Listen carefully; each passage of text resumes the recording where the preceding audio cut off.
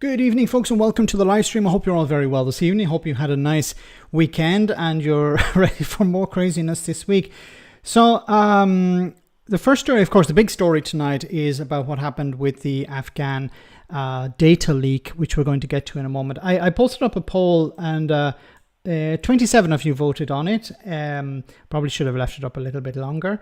But it says here, who is the Afghan scandal going to damage more, the Tories or Labour? And 51% of you voted for the Conservatives and 48%, almost like Brexit, voted for Labour, which is really interesting because I didn't think it would go so much in the direction of Labour, because this, of course, is something that happened, a data leak. We're going to hear about it in a moment, but a data leak under the Conservatives, where they were bringing in thousands of people from Afghanistan as a result, of the collapse of the administration there, the government there. So the Taliban took over, and thousands of people came over were provided safe haven. And well, let's get into that. So I'm going to cover some other stories as well about a dress that caused a bit of controversy, and of course Kemi Badenoch, and of course some other stories as well. So we're going to jump into those in just a moment. But first of all, there is the one on what happened today regarding this security or data breach regarding Afghanistan. Thousands of people are being relocated to the UK after personal data was leaked of Afghans who supported British forces. We're expecting to hear from the Defence Secretary at 12:30. First, let's bring in our security and defence editor, Deborah Haynes. Deborah, breaking story this hour. What more can you tell us? Yes, so I'm actually outside the High Courts here in London, where a super injunction has been lifted on the reporting about this data breach by the Ministry of Defence. And like you say, the Defence Secretary is going to be speaking to Parliament this afternoon, in a few minutes in fact. The breach itself is understood to have happened about 3 years ago, and yet it has been unable to be reported for all that time. A number of media organisations, including The Times, has been involved in trying to battle against this extraordinary secrecy by the government to prevent the reporting of what's happened. You'll know in the past there have been data breaches involving Afghans that have been trying to apply for a government scheme to move to the UK or receive support. These are Afghan nationals who either directly worked for the British military in Afghanistan or indirectly were involved. For example, there are Afghan special forces that were trained by the British military. They worked for the Afghan government at the time, but obviously since the collapse of that Western-backed government back in 2021 and the return of the Taliban to power, their lives have been put at risk, and the government has been under huge pressure to relocate them. They had a scheme that was designed to provide assistance or to relocate the Afghan nationals that were deemed legitimate to qualify for this relocation.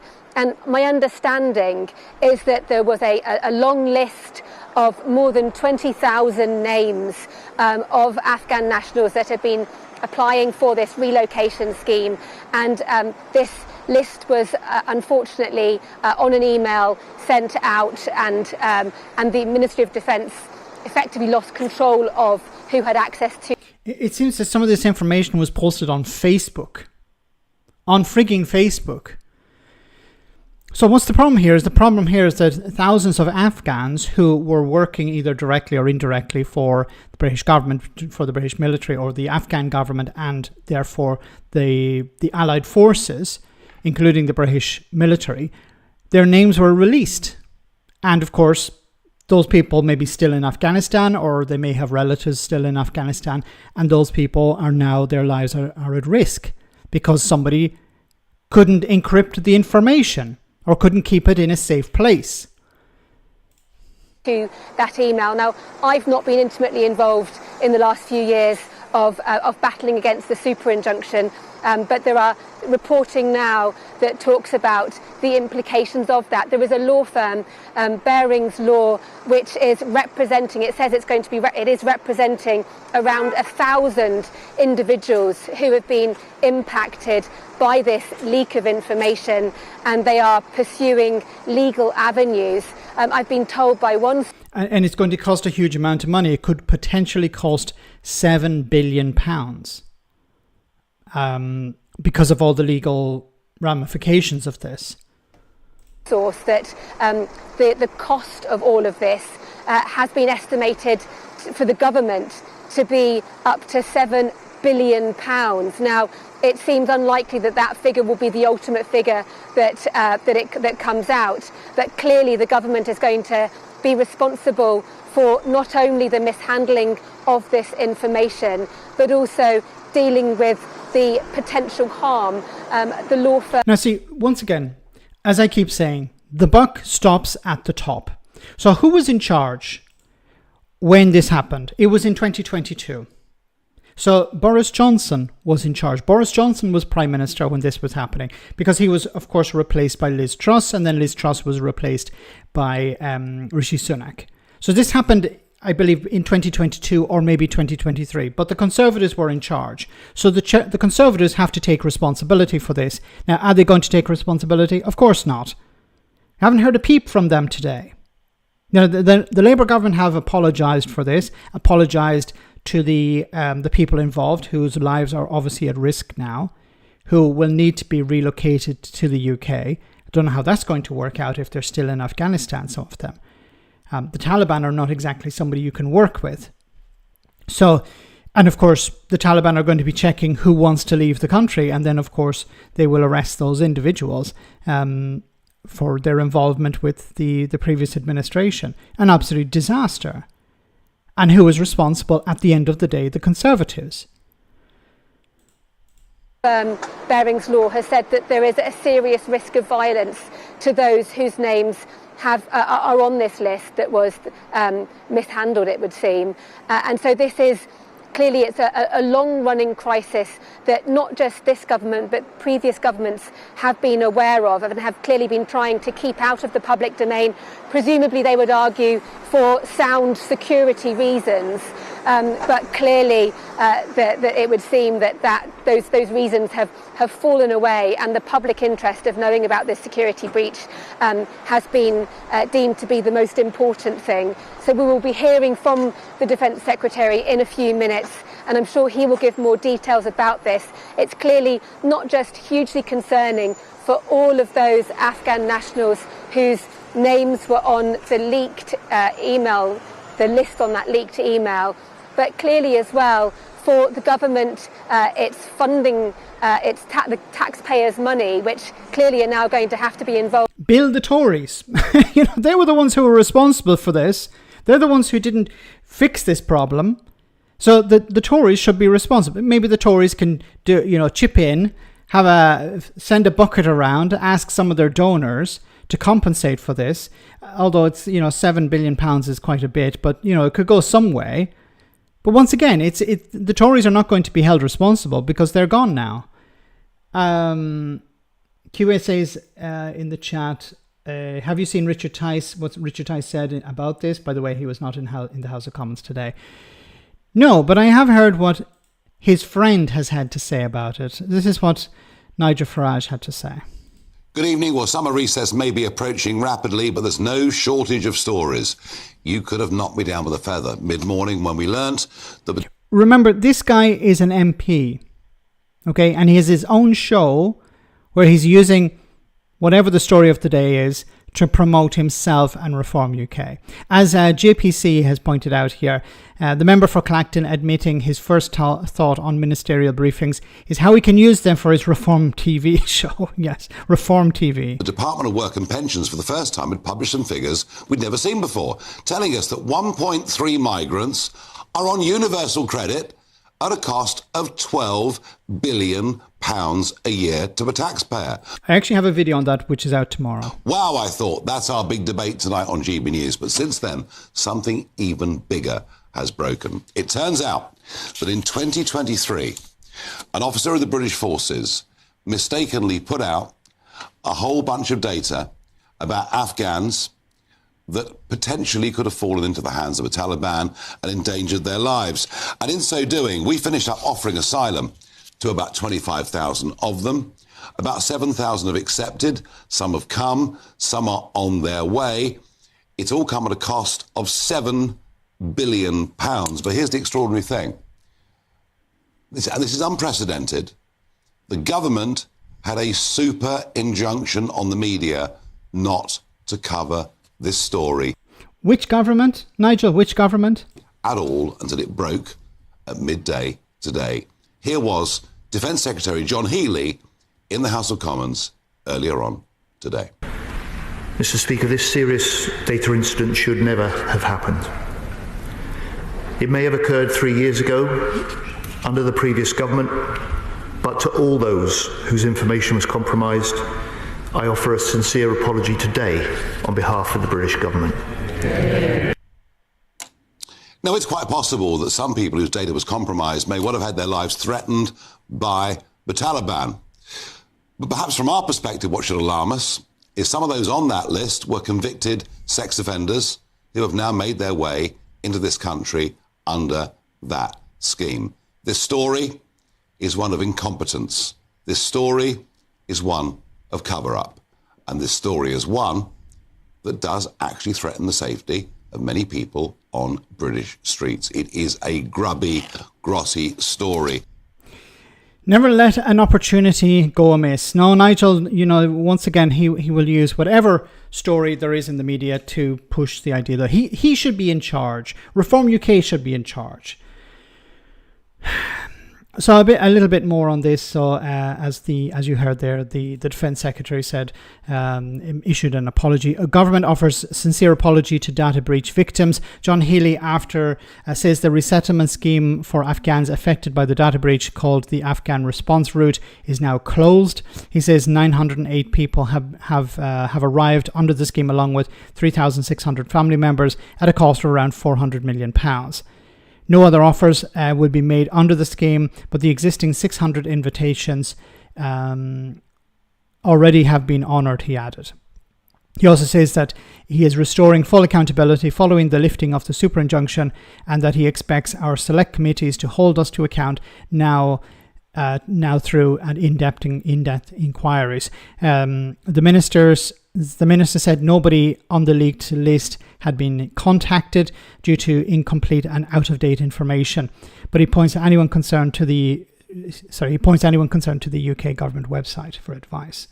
Brad, thank you so much for that super chat. Farage's reaction to this breaking news was delayed as the news caused him to need to break one off. Well said, Brad.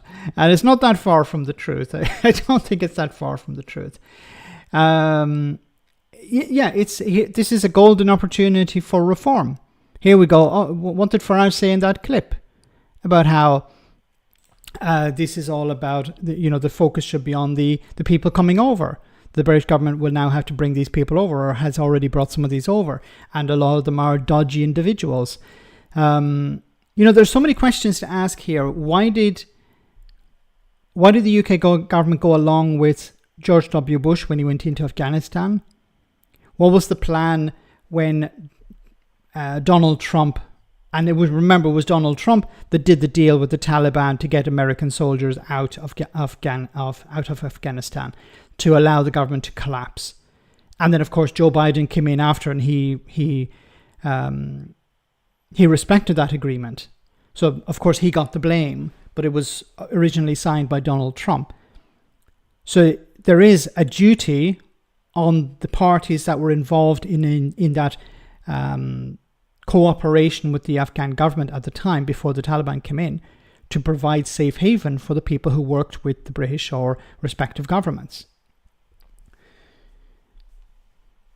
He's not your mate Spaffer, though. Nigel, you helped him get into office. Selective memories. Nigel, yes. Yeah, well, Nigel got made sure that Boris Johnson got into power. So, but he's not going to take responsibility. Of course, where is Boris Johnson, the guy who was ultimately responsible back in 2022? Very quiet. Normally Boris Johnson has a lot of things to say, but today he's been extremely quiet for some reason. Also, the Foreign Secretary, who was Foreign Secretary? Wasn't it Dominic Raab, who was relaxing on a beach when the Afghan government collapsed? Where is Dominic Raab today? He's extremely quiet as well. Nothing to say about any of this. And I think the Tories are going to... This is a problem for the Tories because they can't really milk it. Normally they try and milk these things and try and blame the current government. So PMQs is going to... Is there PMQs tomorrow? I forget if they're on recess once again. But if there's PMQs tomorrow, it's going to be interesting because the Tories will try and use this against Labour, but they can't really do that. I don't know if Labour are going to talk about it unless they're going to talk about something else. So there are no PMQs tomorrow. Okay, thanks, Ivan. So it's going to be interesting what the topic of the day will be. Maybe both parties will avoid talking about this because nobody really benefits. What an absolute mess.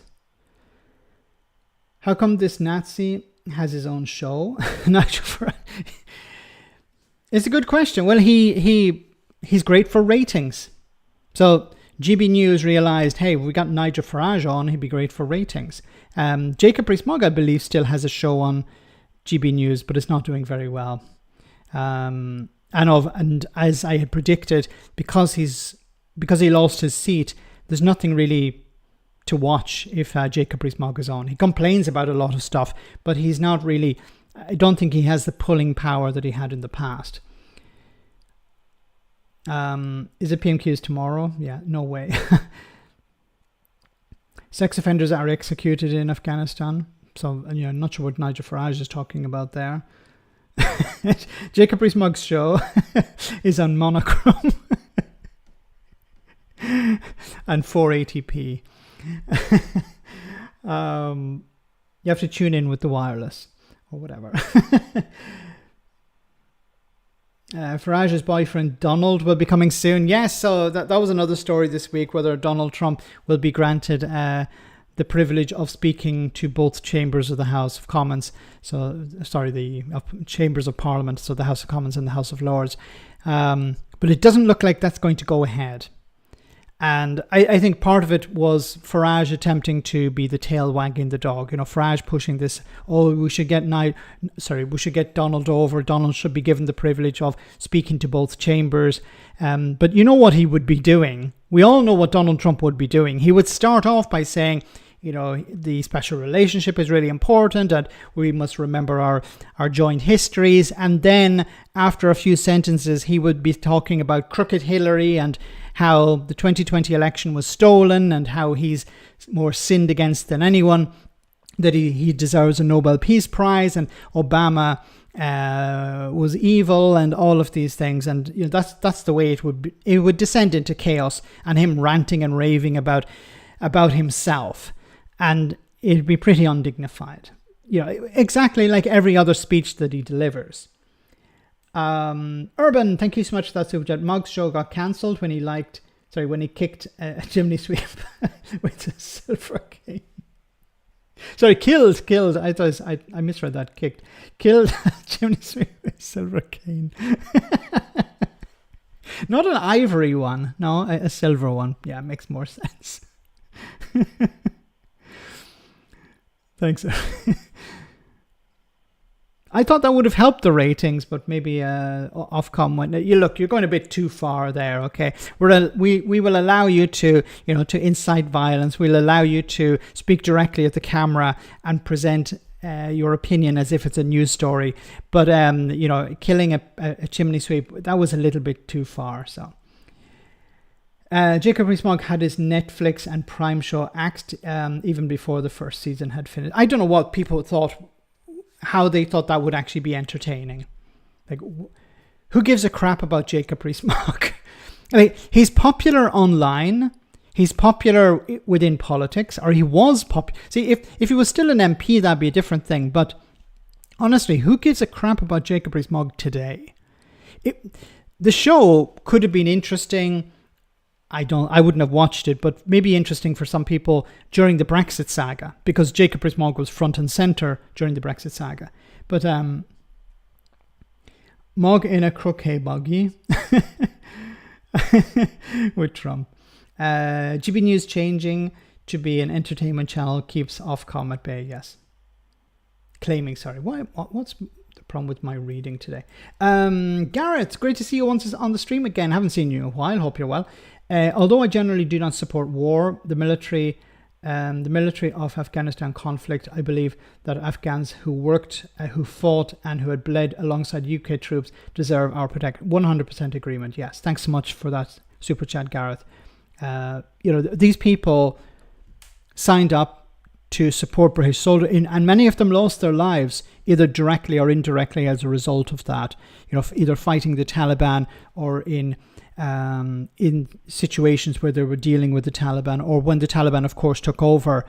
We saw those horrible sights of airplanes taking off and people falling out of them because the planes were overloaded and people were literally grabbing on to the sides of the aircraft.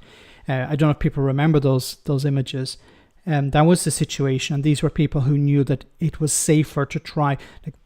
It was more deadly to stay in the country than to try and leave, no matter what. So the military, if you didn't want to have to protect these people later, then you shouldn't have got involved in the first place. And the governments, the UK government, the American government, the other countries that were involved, have a duty of care to bring those people into those countries, respective countries, and provide them with support. Because they put their lives on the line, they put the lives of their families on the line, because the Taliban are not the type of people who go, well, we'll only go after the individual, we'll go after everyone who's connected to that individual. Ivan, thank you so much for that super chat as well. If Trump wants to speak in Parliament, at the very least, Starmer should speak in the US Congress. Yes, I agree with the approach there, but still don't think Donald Trump should be speaking because he's not going to add anything. It's just going to be about him, and if Starmer spoke in Congress, Starmer wouldn't really say anything that would be controversial. So you'd have his prepared script, and he wouldn't insult the American people. He wouldn't talk about how he's been sinned against, or he wouldn't start talking about the red wall. Can you just imagine a situation where, Keir Starmer acted like Donald Trump and went to the United States and spoke in Congress, and he started talking about Jeremy Corbyn. He started talking about, Morgan McSweeney, or he started talking about the red wall, and he started talking about about Brexit and the Remain vote, or the second vote, stuff like this. It wouldn't be very nice to see. It wouldn't look very professional. So yes, I don't see that happening. But it's better that Donald Trump is nowhere near anyone's parliament. Never mind the House of Commons and the House of Lords. Thanks so much. Kemi was a guest on LBC with Ian Dale. Oh, that was it. I must check that out. Thanks, Frederick. It'd be interesting to hear what she had to say about all of this. Of course, it's nothing to do with her. She has a new administration. She has a new party. She has a new campaign. She has a new shadow government. So she doesn't want to talk about the past. Stop talking about the past. Okay, I think that would be Kemi Badenoch's answer to pretty much every question, especially the ones regarding Afghanistan. But I'll check that out, Frederick. Thanks so much for that. Jacob Rees-Mogg has a monocle on his willy, apparently. Thanks, Brad. Wonderful. Thank you so much for that. Now that image is burnt into my brain, along with a whole list of other images that Brad has burnt into my brain over the last number of years. I'm going to need some very intensive therapy after this. Thanks so much, Brad, I think. That's what I'm going to do, Brad. Every time you give me a super chat, I'm going to spend that money on therapy. And then the lefties turned on me. Starmer in the US. Well said, Gareth. Yes. And he'd wave his fist when he does it. Now, he won't go with the finger, he'd go with the thumb, because remember, politicians are told not to point the finger, but to point the thumb. It's less aggressive. So Starmer will be like, and the lefties turned on me. And Jeremy Corbyn set up his own party along with Zara Sultana to bring me down. Max, I don't want Trump to speak in Parliament either. I'm just saying that if he did, Starmer should have his go in West one. Yeah, and I agree 100%.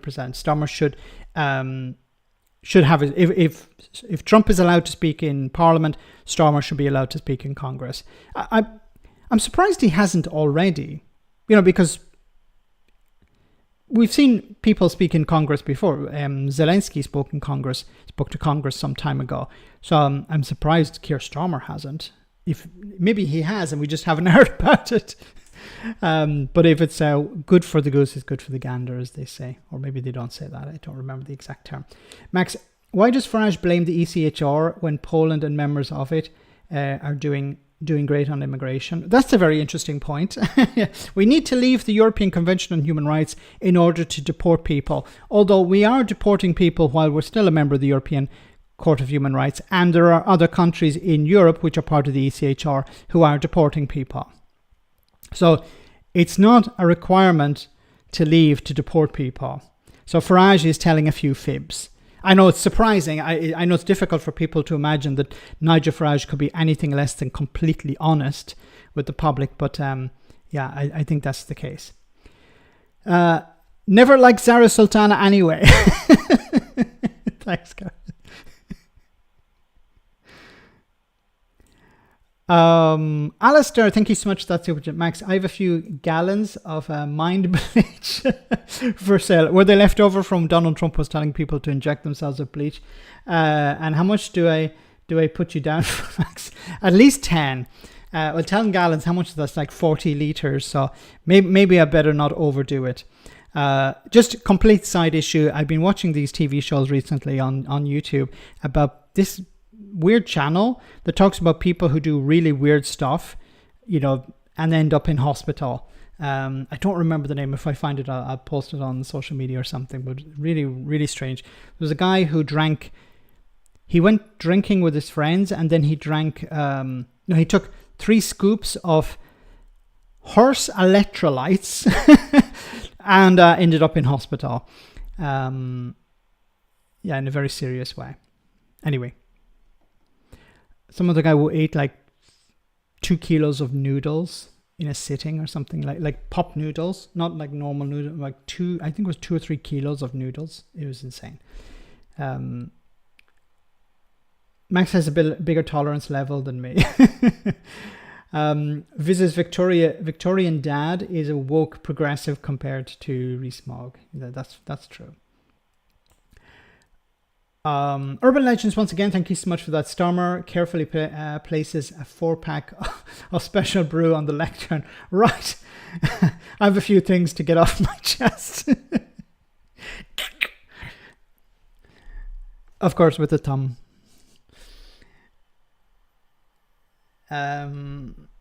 Someone ate a slug and went into a coma before dying. Yeah, stuff like that. Exactly. Maybe you're watching the same channel as I was watching.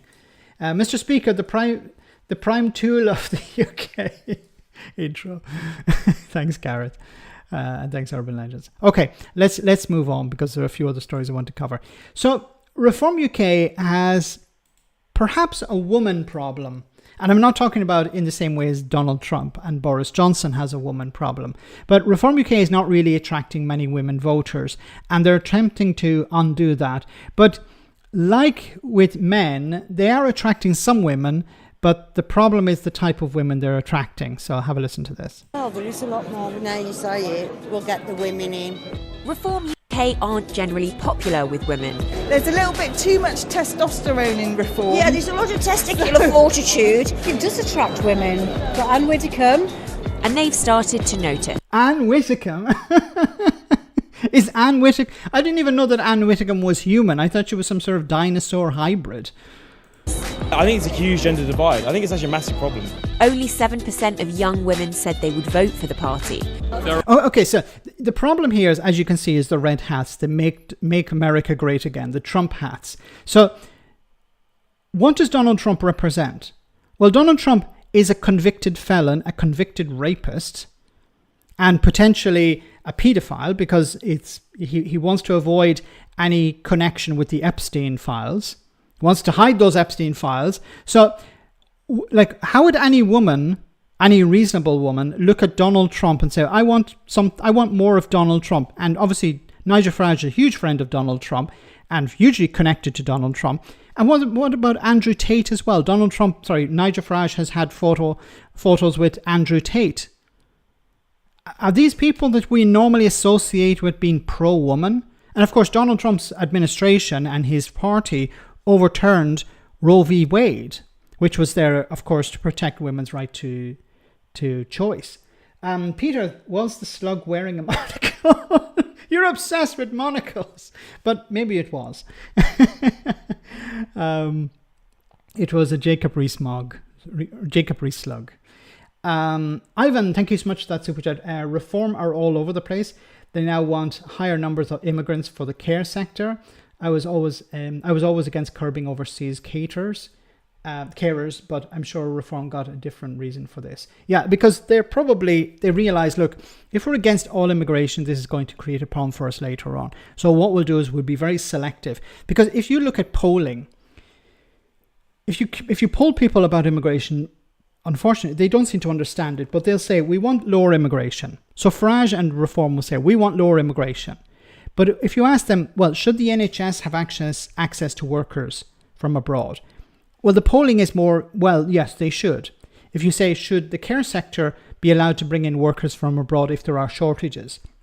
And people will say yes. So a bit like Brexit or a bit like rejoining the European Union, if you ask a very high-level question, like, do you agree with this in general, people will answer the way you would imagine. So people would say, well, we want to bring down immigration. But if you go into individual industries, and you could list off all the industries that are affected, people would be against hamstringing those industries. They would be supportive of allowing immigrants in if those industries need the workers, which is against the whole idea of bringing down immigration. And Farage knows that. So Farage is probably going through industries and doing some polling and seeing, okay, what do the general public feel about the NHS? What do they feel about the care sector? And polling probably says, look, in the care sector, people are open to the idea of bringing in workers from abroad. So Farage understands that, and he will say, well, you know, they've mentioned it before. They say, well, we want a smart immigration or something like that, where they say, yeah, we want to bring down immigration overall, but we want to avoid hamstringing different sectors. Or was it, they said, I don't remember the exact term they used, but they've used it on a number of occasions. They say priority areas or something like that. So they said that, yeah, we will allow immigrants in, but in limited and specific ways. So that it's a way of getting around the problem of just saying we want to bring down immigration. But that's what they're doing, Ivan. I'm pretty sure about it. It's not that they care about immigrants. It's not that they care about the sectors. They're just chasing the voters, like Boris Johnson would do. Boris Johnson is the type of politician that would check which way the crowd is running, and then run round the front of it, as someone said, and say, follow me. That's exactly what Boris Johnson was doing, Donald Trump as well. But Boris Johnson was doing, and Farage has seen that works really well, and he's trying to do the same thing. Sometimes it works for him, sometimes it doesn't. Reform only attract Johnson's sexual conquest. Oh.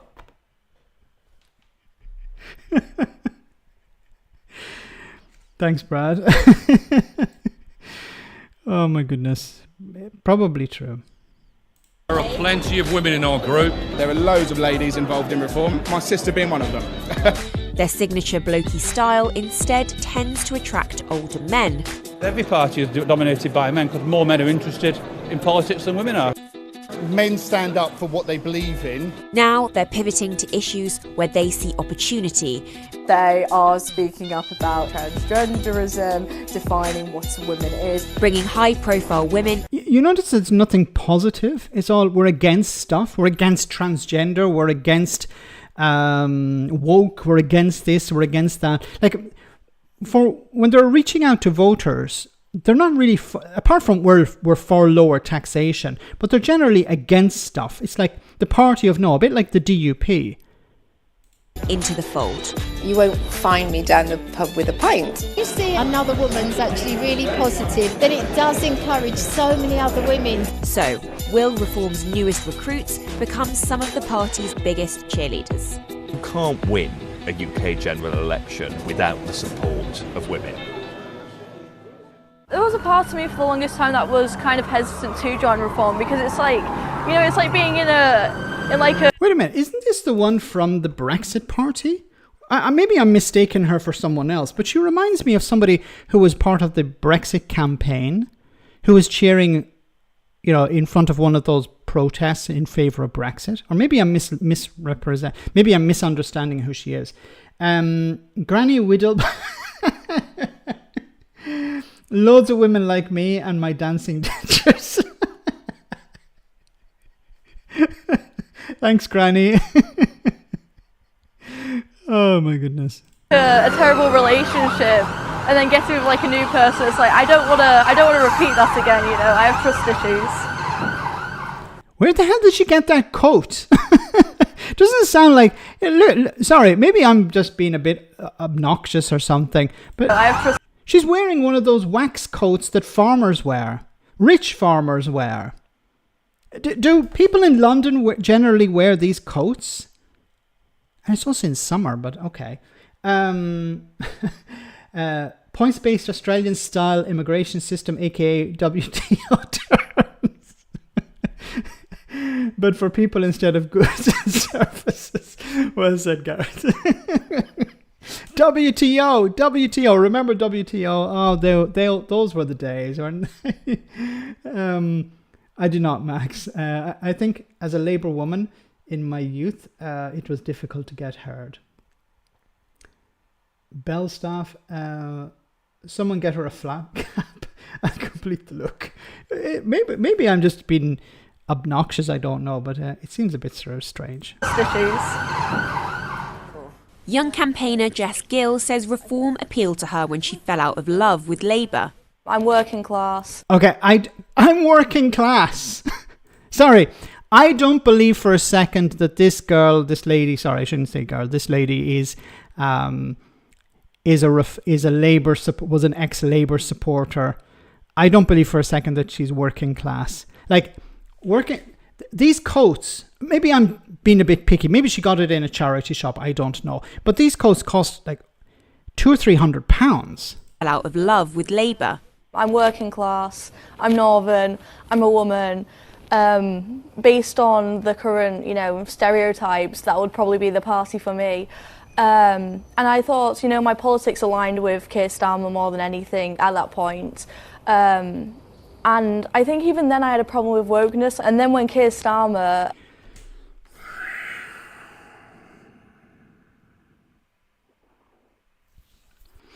Okay. Let me say something. Get a bit closer, guys. Woke is now everything that the right don't like.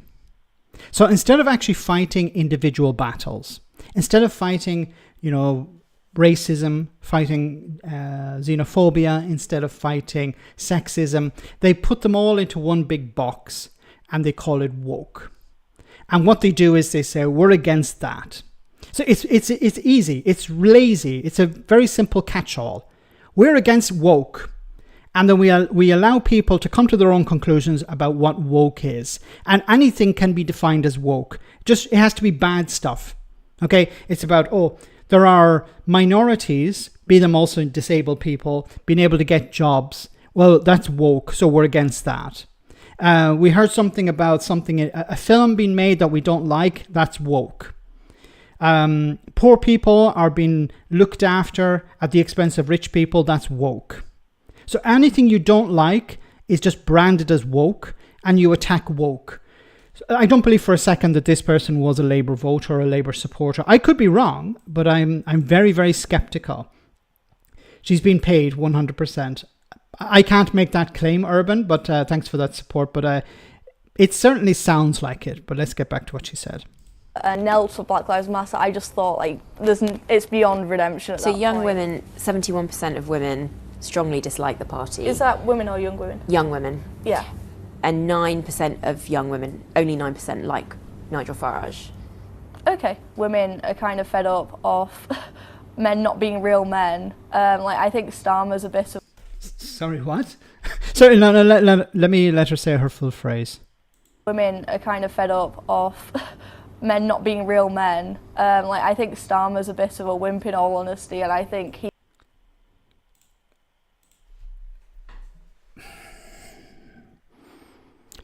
Okay. Women are tired of men not being real men. What the heck does that mean? And why would you go to Nigel freaking Farage? Is Nigel Farage what people would describe as a real man? Does he need to take off his shirt? Does he need to bench like 200? Does he have to do press ups with his fingers? I don't know what is a real man. If you're going to Nigel Farage, you're comparing Nigel Farage to Keir Starmer. I don't know. I think Keir Starmer would be more. I'm, as a hetero man, I don't know if this is true or not. I'm maybe not the best person to say this, but I think most women would find Keir Starmer more attractive. Never mind the politics, just aspect. I think most women would find Keir Starmer more attractive than Nigel Farage. Okay, Farage has loads of money, can't even get his teeth done. Okay, real men drink pints. I don't know. I thought, isn't drinking pints now sort of out of date? I don't know. But my goodness, these people. He's hard to respect with that. Whereas Nigel, like, I'm not his biggest fan. I have his criticisms, but overall, like, I think he's... I would give anything for whenever somebody says, I have my criticisms of Nigel Farage, for a journalist to ask them, what are those criticisms? Because we always hear, well, Nigel Farage, I'm not Nigel Farage's biggest fan, but he's right about X, Y, and Z. Or, I have my criticisms, but he's right about X, Y, and Z. And I yet to hear anyone who says, I have my criticisms of Farage, or he's not my biggest, I'm not his biggest fan. I've yet to hear anyone point out what those problems are. I think this is just cover. He's a funny guy. He's hard not to like. He gives the same vibes as, like, Trump in a way. You're comparing Nigel Farage to a convicted felon sex pest. He gives off the same vibes. If I was compared to Donald Trump, I'd be extremely offended. Wouldn't anyone be offended if they were compared to a sex pest? Because when I think of Donald Trump, I think of an orange-faced sex pest. I don't know. Perhaps some people think it's a compliment. And also, Donald Trump is not somebody who you think of as, hey, this is what a man really looks like. If I ask my wife, she'll say, what's his name, Superman, Henry Cavill. Like, is Henry Cavill like Donald Trump? Is Donald Trump like Henry Cavill? I don't think so. Drink pints are too expensive, thanks to Farage. Yes. Drinking pints is too expensive now, thanks to Brexit. Is he going to be called out on that? Of course not. I hated Farage until a horse kicked me in the head. Well said, Brad and Alistair. Oh my goodness. I was looking for a party that could take on Labour and bring on something that was radically different. Also a political traveller, Anna moved from supporting the Tories to Reform after the last election. I think, statistically speaking, young women are more likely to vote for more left-wing parties than right-wing parties. I think but I think for a start, women are more empathetic, and I think with the friends that you might surround yourself with. So you're unempathetic. As well, young people are statistically more likely to vote for left-wing parties. Also, maybe the concern of how they may be perceived if they vote for something different. But your vote is secret. It's a secret ballot. Like, you're not going to be judged by how you vote. Like, if you go out and say, I voted for Boris Johnson, and tell people about it, then obviously people are going to respond to that. But if it's a secret ballot, how are people to know how you voted? The only way people find out is if you tell them. And most people don't really go around unless they're involved in politics or they care about politics. Most people don't care about politics. And if they do vote, if they're bothered to vote, they hardly ever tell anyone who they voted for because they don't have to. Very strange. After the last general election, less than 20% of Reform candidates were women, and these were the 5 men elected. But in the locals, they released this promotion. James McMurdoch. What do we remember James McMurdoch for?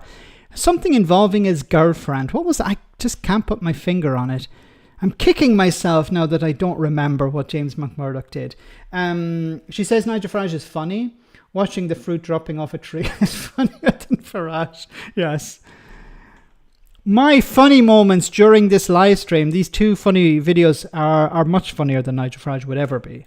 Video. I'm a mother, and a mother's instinct is to protect her family, and I feel I have the same instinct to protect my country. Signalling a real push to draw more women into the party. Andrea Jenkins and Sarah Pochin were promoted by the party and won top jobs at the locals, helping to lure in new recruits, like Catherine, who had never been involved in active politics before. Other than Reform not being the other 2 parties, what about Reform attracts you? What's the pull factor towards them? So I think just sensible centrist policies, which we talk about properly. Sorry, what? Centrist policies? Nigel Farage and Reform UK are not centrist. If you were to tell people that they were centrist, they'd be offended by that. Reservoir dogs eat walk there. Thanks, Alistair. Costed out. They wouldn't describe themselves as centrist. I think they would say they're definitely on the right. If you look at the policies, I just think they're common sense. Crime, family, law and order, all of those issues are women's issues. Would you say? A lot of the serious thing about this is it's vibes. Farage is running on vibes. Farage says, I'm against crime. Oh, people like that.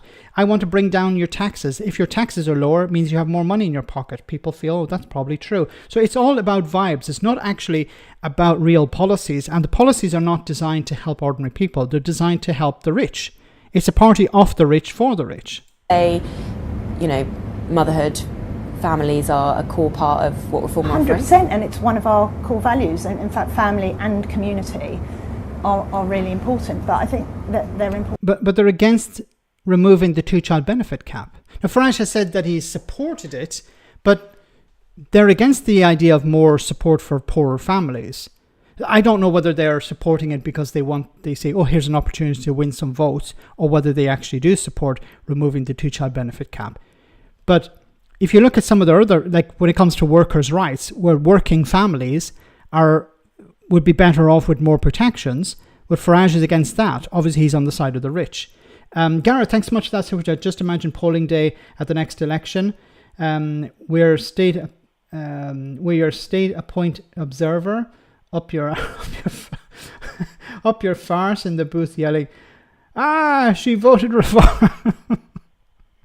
To everyone. This is HQ, so this is our little reception area, and that's Nigel Farage's office. The big one's Nigel's office. And what's over here? So this is the team down here. We won't walk down there, but this is the team. So we're absolutely chocker in here. We need new offices, but we're going to go into the boardroom today. Reform now have their first woman MP, Sarah Pochin, who won a by-election in Runcorn. She used her first question in Parliament to ask this. Will he, in the interests of public safety, follow the lead of France, Denmark, Belgium and others and ban the burka? Yeah. Prime Minister. Once again, I've mentioned this before. She could have asked any question on behalf of her constituents, and she asked about the burka. James McMurdoch claimed that his girlfriend ran into his foot 40 times. Honest gov. My girlfriend just said, babe, that's really free. Thanks, Granny. Thanks for that super chat. Thanks for that support. And I agree 100%. She ran into his foot 40 times. He tried to avoid her, but she was really she was like a ninja jumping on his foot. Thanks for that. Urban legends again. End of the day, women can be racist too. Yes, they can. And it's an equal opportunities employer. Maybe not the term. I think it's no bad thing that I am a woman now for Reform. the thing about reform is we're raising issues that the other parties won't raise. So come, and we want you to come, but we're going to only take people that are brave enough to raise these issues. Your job in Parliament is to ask questions on behalf of your constituents, not to stir the cesspit. Stand up and look at my burka question. Let's talk about that burka. Do you think that's really an issue that's helping women, all women? The question has to be punchy. You don't have long, and so I use the. So it's not actually about the point. It's about how you form the question. The question has to be punchy. I'm not going to get into details. It's just about a charade. It's just about theatre. You're not supposed to say that quiet part out loud. You're supposed to be, no, well, of course I'm asking these important questions because it's important for us to have these discussions, and it's important for my constituents to see that I'm standing up for them. No. The burqa to get the attention of to start the debate. People say, women are happy to wear those. Are they? Really? Would you want to be clothed in a cloth, a black, hot? They can't. How do you eat through it? I mean, the whole thing is misogynistic. Muslim women have chosen to wear that. Some have chosen. Some are made. She's getting angry in an interview where she's sitting in her own studio with somebody asking you softball questions, and she's starting to lose. Hey, damn it! Why are you asking me these questions? They're not allowed to wear these. They're forced to wear these things. They're not allowed. How are you supposed to eat? How are you supposed to sleep? Okay, I've mentioned before when it came to the burqas, banning them will drive it underground. If there are women in homes who are forced to wear a burqa when they leave the home, what do you think is going to happen to those women? They will not be allowed to leave the home. So instead of banning stuff, why don't you support the idea of empowering these women where they can stand up to their husbands or partners, where they will feel that they are supported by the community in doing so. They will have the support of society as a whole in doing so, in order for them to say, no, I'm not actually going to wear the burqa, and I'm going to walk down the street without it. And I feel I have the power to do that. Wouldn't that be a better society? I'm not saying it's going to be easy. I'm not saying we're going to be able to get there in the first step, but wouldn't it be a better society where women are free to wear what they want, as opposed to being banned and then being stuck in a home because their husband or partner won't let them out? Made to wear it. The point is, it's great to start this debate. I'm not saying we should ban the burqa. I'm saying that several other countries in Europe have taken this decision. It's like, look, I'm not saying that we should bring back the death penalty, but there are other countries around the world that have it, and we don't have it, so maybe we should consider bringing it back. I'm not saying that I'm supporting the death penalty, I'm just saying that we should have a debate on it. Of course you want to ban it. You're on the far right. You don't care about the women, you care about the symbolism. You care about control. You want to be able to ban things that you don't like. Ban trans people, ban gay people eventually, ban women from leaving their homes. But, this is the party that eventually, if it got into power and were completely unshackled, they would be saying, well, women should stay at home and just make babies. Because that's the end goal of these types of political parties. A sort of situation like, what's that movie, TV show, The Handmaid's Tale? Like, that's the way the United States is heading at the moment. The people around Donald Trump would certainly like to have something like that. And Farage is there's very little difference between Farage and Trump. And by the way, if we can help some women in the process, then great. Okay, how does banning the burqa help the women? This is an honest question I have. How does banning the burqa, because if it's not your choice to wear it, how would banning it help those people? Help those women? It doesn't help them. It helps you, because you don't see them. Oh, look, we banned the burqa and we don't see people wearing burqas anymore. Oh, there, it worked. No, because they're not allowed out of their frigging homes.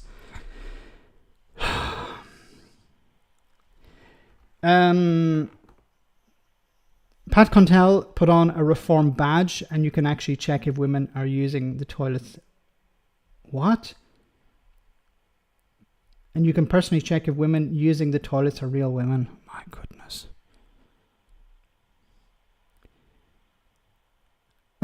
Pochan's 4D mental gymnastics are a thing of beauty.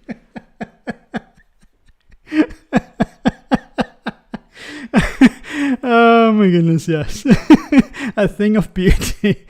Oh my goodness. Okay, I want to move on because I've been talking way too much and I missed our break. But I want to move on to this next story because this is quite interesting. So, girl in Union Jack, Union flag. I keep saying this. People keep getting it wrong. It's not a Union Jack. It's a Union flag because a Union Jack is the one on a frigging boat. Okay, there's your piece of, don't say you never learn anything from this channel. A Union flag is on land. A Union Jack is on a boat or on a ship. Okay, anyway. Girl in Union Jack couldn't give British speech. So here is an image of the 12-year-old who was collected by her dad after she wore the dress to a cultural celebration day. So a school has offered unreserved apologies to a pupil prevented from making a speech at school about being British while wearing a Union Jack dress. The 12-year-old who attends Bilton School in Rugby wore the outfit for Cultural Celebration Day on Friday. Her father, Stuart Field, said, "My daughter felt like there was an issue. She felt like it was something that she shouldn't have done. That's what's wrong with this whole situation." Now, he posted this on social media and it went viral. And of course, the usual suspects jumped on it. Now, here is that's her speech. Okay. A since deleted Facebook post from the school, which included a flyer for the cultural day. I think this is the cultural day flyer. Okay.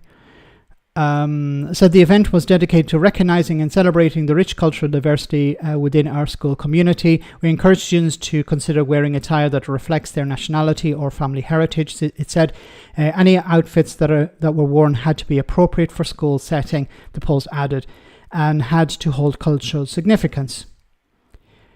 A statement from the school said, "We are proud of our diversity of students, blah, blah, blah."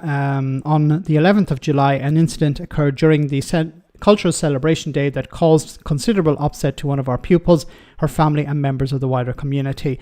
The school has said it apologized before the statement added, "We have since spoken directly to the pupil and her family to listen to their concerns and reflect on how this could have been handled better. We are committed to learning from this experience and ensure that every student feels recognized and supported when expressing their pride in their heritage." Now, I don't know. If the only thing that sort of pops out to me is maybe there was an issue with the dress and not the actual flag, or maybe I'm misunderstanding something, because to be fair, her gran is Jerry Halliwell. We have a super chat from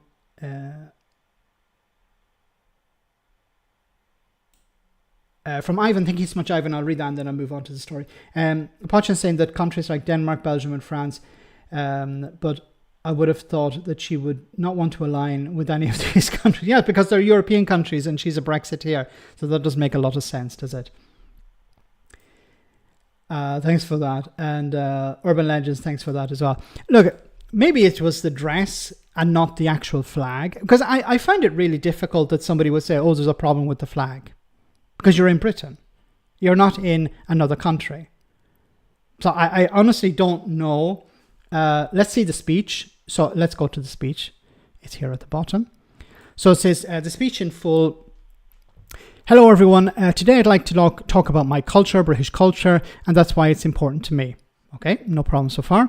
"In Britain, we have lots of traditions like drinking tea, our love of talking about the weather, and we have the royal family." Sounds perfectly fine to me. "We have amazing history like kings and queens, castles and writers like Shakespeare. It's all modern, diverse and always changing, with music, fashion and food from all around the world blended into daily life. And let's not forget fish and chips." Seems perfectly fine to me.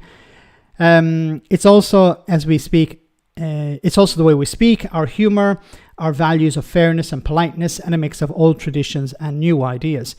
But sometimes at school, we only hear about other cultures, which is great but sometimes at school, we only hear from about other cultures, which is great because learning about different countries is interesting and important, but it can feel like being British doesn't count as a culture just because it's the majority. Was this written by the girl or by the father? Or was the beginning written by the daughter and then the father said, hey, let me add a bit of my own. Let me do a bit of proofreading here. I think culture should be for everyone, not just for people from other countries or backgrounds. Being British is still a culture and it matters too. It's part of who I am. So let's celebrate all cultures, whether they come from far away or right here at home. But look, I don't see anything wrong with this. So I don't think it was really a case of the flag or the speech. I think it was more maybe the dress. Maybe the dress didn't match the attire of the school. I don't know. Maybe I'm reading too much into this. She said she felt bad. Not that anyone said anything though. Am I missing reading it? It's literally just her dad being a gammon. It could be, a speech promoting British culture would be delivered with one's underpants hanging out and talking about their virginity in Malagoff. Max, her speech was great. Yeah, it sounds a little bit maybe proofread by the father, but there's nothing there really to see. Nothing to be worried about. Thanks, Urban Ledge. Yeah, so it's just her dad being a gammon. To be honest, Max, a lot of bad thinking has been done to other countries with the flag flying empire and all of that. Yeah, no, look, about the flag, I think this cultural event where a child is talking about British culture and she said things about like drinking tea or talking about the weather. She didn't get very political. So I think we'd have to leave it at that. But I don't know. I think this is a storm in a teacup sort of situation. Of course, politicians tried to take advantage of the situation. Suella Braverman rang her up and said, hey, let me take you around the House of Commons, give you a trip around. I want to use you as a political prop. Right-wing TV, of course, tried to turn this into, the crime of the century. And look, if she was not allowed to speak, that's wrong. What she was saying here is not hate speech in any stretch of the imagination. She was talking about simple things that people associate with British culture. She was wearing a dress because it's hot, and she was wearing a flag. There's nothing really here. So I think we'd need to hear more from the school as to why they thought there was a problem, but there is no problem here.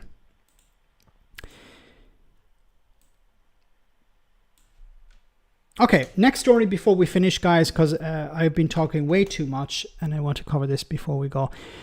Immigrant status of benefit claimants published for the first time. So data showing that immigrant status of those claiming universal credit, a benefit designed to help both employed and unemployed people with living costs, has been published for the first time. In June, nearly 8 million people received universal credit. 83.6% of them were British and Irish nationals. More than 1 million claimants were born overseas, including 700,000 EU citizens who arrived in the UK before Brexit and have right to live and work in the UK. Among 1.5% of claimants were refugees, and 0.7% had arrived in the UK via routes such as Afghans and Ukrainians. Afghans being the talk of the moment. So we're talking about a lot of people who are claiming universal credit, but we have to remember universal credit is for people, as was pointed out there, who are both working and not working. Now, why are people, well, most people who watch this channel know the answer to this. Why are some people who are working receiving universal credit? Headline grabber, yes, the BBC really has been hanging around with Nigel Farage for too long, or attempting to pander to him too much. But why do so many people who are working claim universal credit? Because their wages are too frigging low. Because companies who are paying shit wages are being compensated instead of actually increasing wages. So the taxpayer, and this is something I don't understand why people on the right are not losing their head over. Maybe it's because they don't care. They just pretend to care. What I'm talking about is wages are so low that in order to avoid people falling into destitution, they are receiving a top-up or a little bit of extra support from the government. Now, who's paying that? The taxpayer. So many people are paying taxes to compensate for companies who are paying shit wages. Now, how is that just? How is that fair? Be it on the left or on the right. Because on the left, we understand that this is not fair. People should be paid decent wages because there's a cost of living crisis. People shouldn't have to live on the edge of poverty. People should be able to have a reasonably good lifestyle for humanitarian reasons. But on the right, they should be up in arms over this because they're against the idea of paying taxes. They hate taxes going to the poor. And of course, they hate the idea of subsidies. So what they're doing is they're subsidizing companies, private companies, in many cases not companies based in the UK. We're talking about Amazon, we're talking about other companies like that. So they're compensating those companies for paying low wages. If those companies paid higher wages, then there'll be less money going in benefits. That's the reality of the situation, but unfortunately we never hear anyone on the right make that point. There are a few economists might do it, but I'm not talking about commentators and politicians. They will never say this. Oh my goodness. Okay guys, we're almost at the end. I just want to cover one final story before we go, because this one could be interesting. It's about Kemi Badenoch, so maybe it's not. Good time then to speak to the opposition. Andrew Griffith is here with me in the studio, the Shadow Business and Trade Secretary. Good morning to you. What do you make of Reform's efforts to attract more women? Well, good morning. Look, anyone in the business of politics wants to appeal to the broadest possible constituency. I mean, I'm proud of my party. We've got a female leader at the moment. I think she'd, like most, rail against the idea that issues are defined entirely by your sex. But Kemi, as it happens, has done a great job historically on things like defending the rights of women to have single-sex spaces. She was talking about these issues way before anybody else was, before any other party in the UK. So, look, I think... When Kemi Badenoch was on maternity leave, she refused to take the money because she didn't need it.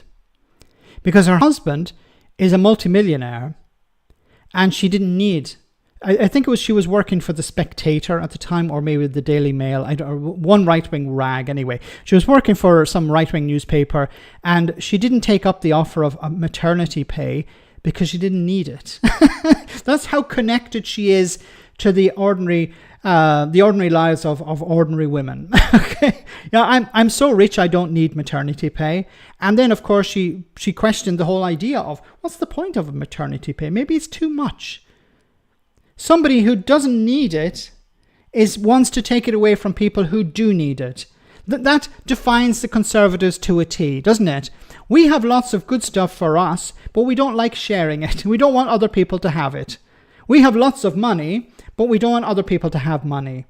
We're able to have many jobs even though we don't need them, but we don't want other people. Well, we'd like to force people to do other jobs that they don't want because they have to make ends meet. But we don't need to do other jobs because we have lots of money. But we like to do it because we like to have our foot in a number of different, our finger in different, foot in pies, no, the finger in different pies. You know, to keep the networking going, you don't want to lose that networking.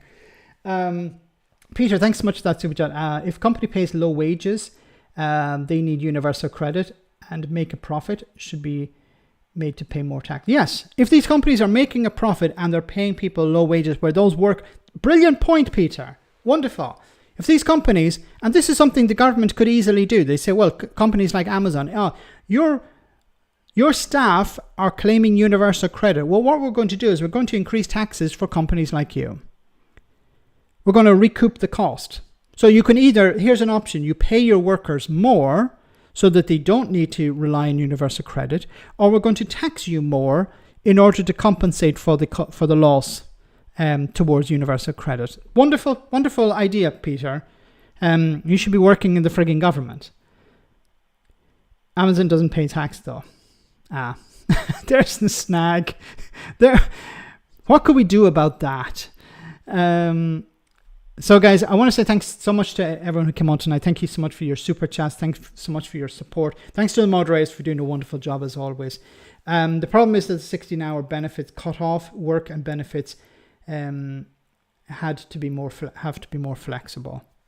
There needs to be real reform, and I'm not talking about a capital R, but there needs to be reform of the welfare system, the benefit system, the entitlement system. Let's call it what it should be called, where it supports people. And if there are situations where people maybe get a few hours of extra work, where they can make a bit of extra cash, then they shouldn't be penalised for that. The government should actually be supporting people even more when they do that. So we're almost at the end of the stream, so I just want to say thanks to everyone who came on tonight. Once again, thanks to the moderators and thanks to everyone who sent a super chat. It was The Spectator. Thanks so much, Sam. Hope you enjoyed this before we go, and I'll see you on Friday, same bad time, same bad channel. On Friday, I'm hoping to have a special guest for the live stream.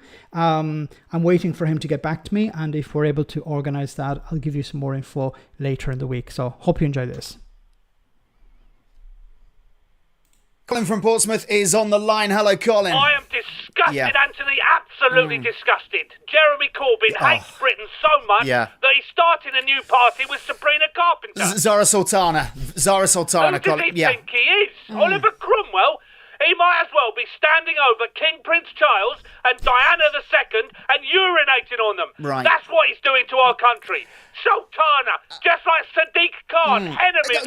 Colin, didn't Nigel Farage set up a new party? 2 new parties, if we're counting. It's Farage. Pronounce it the British way, please. Just because his wife and his passport are German doesn't mean he is. Well, unless you're setting up one of UKIP, Brexit or reform, splinter groups are unconstitutional. Didn't Elon Musk set up a new party at the weekend as well, come to think of it? America, as is his American rights, as a non-American. I want to know this. Where do you stand on Elon and Donald Trump fighting, Colin? How do you feel about that? God, it's like your 2 dads at loggerheads, isn't it? Well, stop quarrelling, dads, and let me play my Nintendo in peace. I hope when they do reproduce, they'll find a compromise. So, how do 2 dads produce a baby, Colin, especially from you? Come on, Anthony. Elon is the father of technology. Right. He'll find a way. But I tell you this, I'd like to see him give birth for once.